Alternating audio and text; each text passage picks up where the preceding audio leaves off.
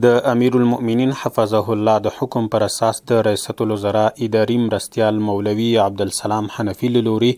شیخ ندا محمد ندیم د لوړو زده کړو وزارت سرپرست وزیر په توګه د دغه وزارت کارکوونکو ته وروپېژندل شو. د لوړو زده کړو نوي سرپرست وزیر د معرفي کولو په محفل کې چې د لوړو زده کړو وزارت د کنفرانسونو په تالار کې جوړ شوی و، د افغانستان اسلامي امارت لوړپوړو چارواکو، د لوړو زده کړو وزارت مشرتابه پلاوي، د مرکزي دولتي او خصوصي پوهنتونونو رئیسانو،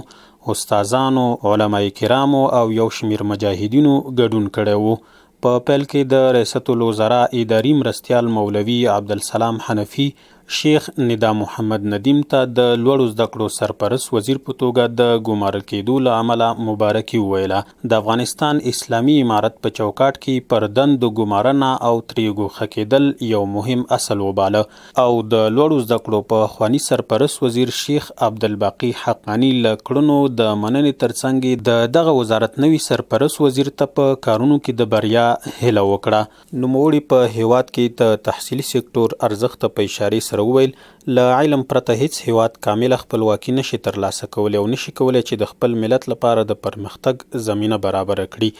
د رئیسة الوزراء اداري مرستیال د ساینس او ټکنالوژۍ څانګو د فوق لیسانس پروګرامونو ایجاد،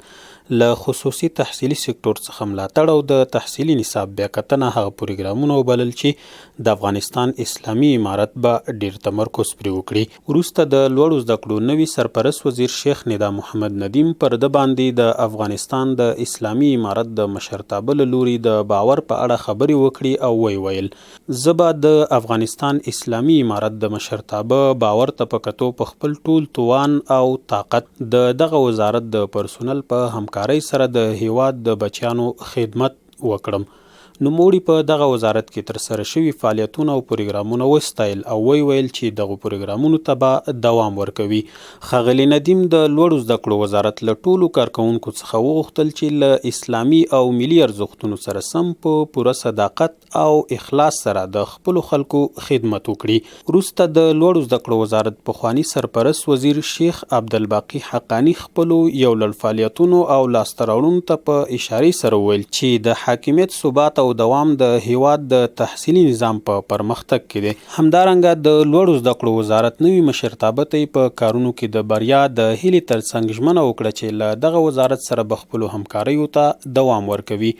د محفل په دوام کې د لوړو زده کړو وزارت علمي معین ډاکټر لطف الله خیرخوا، مالی او اداري معین حافظ مولوي محمد حمید حسیب او د هیواد یو شمیر جید علماء کرامو د لوړو زده کړو نوي سرپرست وزیر ته مبارکي وویله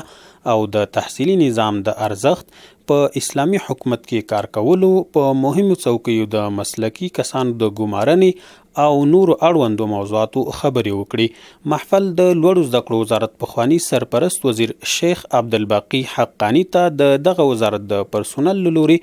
د ستاینلیک په ورکولو سره پای ته ورسید.